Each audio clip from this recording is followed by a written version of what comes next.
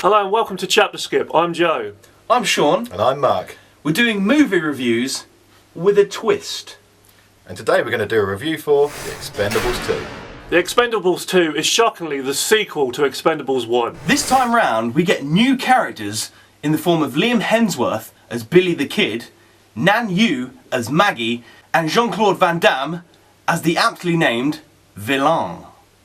Also making a cameo appearance is Chuck Norris as Booker, which is the same name as a character he played in Good Guys Wear Black. The plot of the movie is quite simple. An aeroplane carrying the all-important MacGuffin is shot down, and Bruce Willis sends Stallone and the gang to retrieve it, along with Nan Yu.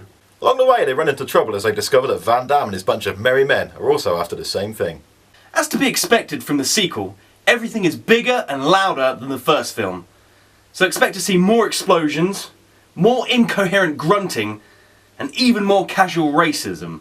Still, at least this time around, Jet Li manages to escape from the movie before enduring another 90 minutes of being called Yin Yang. The opening sequence manages to cram in more action than most films do. But unfortunately, it's all a bit of a letdown, thanks to somebody being over the top and not especially entertaining and having some of the worst dialogue ever written. I can't believe that somebody thought that Terry Crews shooting people while shouting, "I got your gangbang right here," was good dialogue. Jason Statham, potato head. I now pronounce you man and knife. Jason Statham, potato head. The majority of the film focuses on the characters of Stallone and Statham, with everyone else being pretty much underused. Sure, Terry Crews gets to flex his muscles from time to time, but as I mentioned earlier, his dialogue is so bad, I imagine that somewhere in a board meeting someone sat down and went, "That's how black people talk." And Randy Couture is only there so that everybody else can look at him and say, "Look at how funny he is!" And as for poor old Dolph Lundgren, he has been written into the script in such a way he seems a bit mental. Unless, of course, you really do attract people in Sweden with twiddling a Rubik's Cube whilst coughing and craving a plate full of whale anus.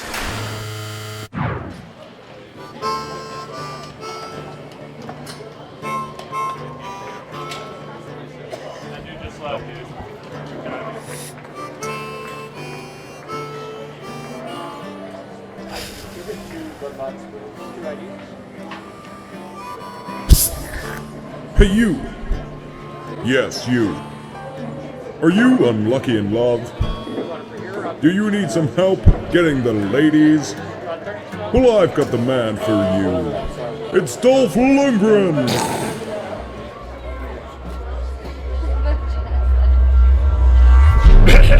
All you need to do is follow Dolph Lundgren's two-step program.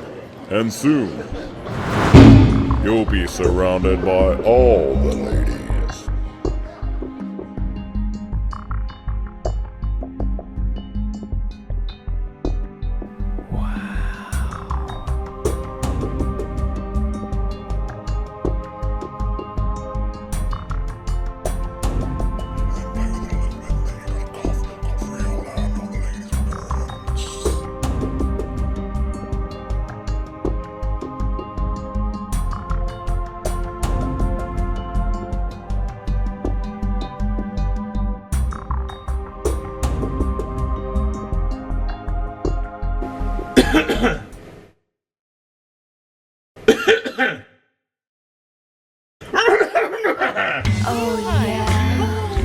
Just put your lips in there. Oh yeah. 3:32 it's supposed to take off, but it's here. She thinks, I Dolph. think the delay's on their end.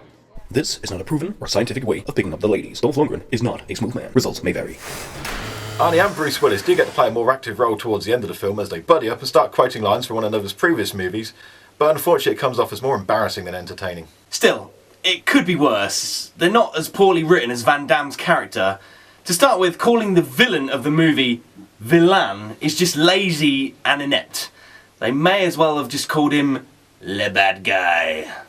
Added to this, his habit of wearing sunglasses throughout nearly the entire movie, even whilst down in a mine, combined with his terrible acting and fluctuating accent, makes him one very poor villain or whatever.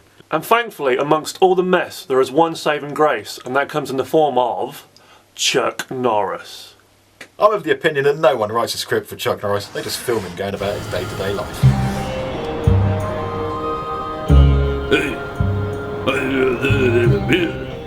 I ain't got no chin. Only another fist.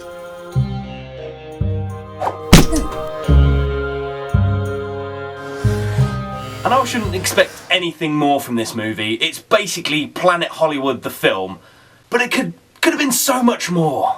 If you have to see the movie, then I recommend you rent it out or watch it when it comes on Netflix, because it's a movie that you'll watch once and then probably just forget about.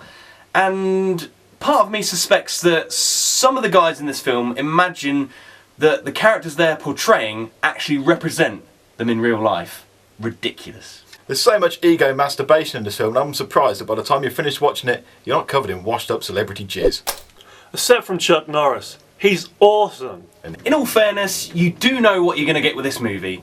It doesn't pretend to be something it's not. It knows it's silly, and sometimes it plays upon that, which I can respect. But for me, I need a plot. I need to like the characters, and I need to be able to understand them.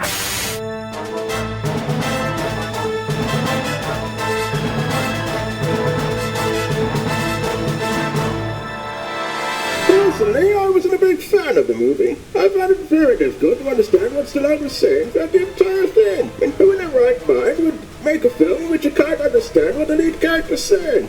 I found it quite ridiculous. Quite ridiculous.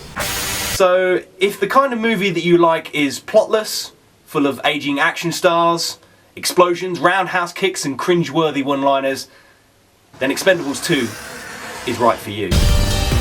Thank you for watching, and if you enjoyed our take on the movie and our review, please make sure you give this video a thumbs up and comment telling us your favourite part.